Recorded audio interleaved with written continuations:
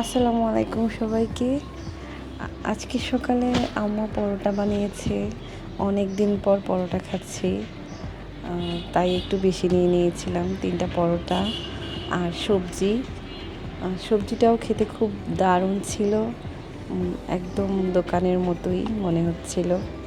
আর রোদের মধ্যে বসে খাবার খেতে ভালোই লাগছিল। অনেক দিন পর এভাবে রোদে বসে সকালের নাস্তা করা ব্যাপারটাই অন্যরকম। তো আজকে আসলে আমাদের টেস্ট পরীক্ষার রুটিন দিয়ে দিয়েছে, তাই প্রথম দিনই হচ্ছে সমকালীন পাশ্চাত্য দর্শন পরীক্ষা, তাই এটাই নিয়ে বসেছি পড়ার জন্য।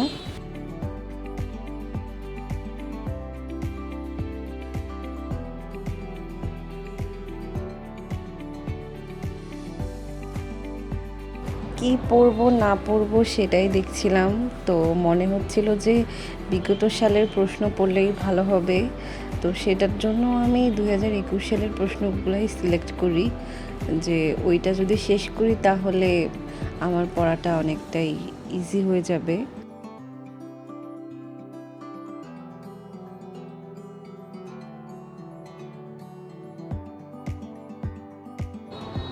আমার মনে হচ্ছে যে আজকে আমি যদি গ বিভাগটা আগে শেষ করি তাহলে বড় প্রশ্নগুলো শেষ হবে আর পড়াটাও অনেক সহজ হবে।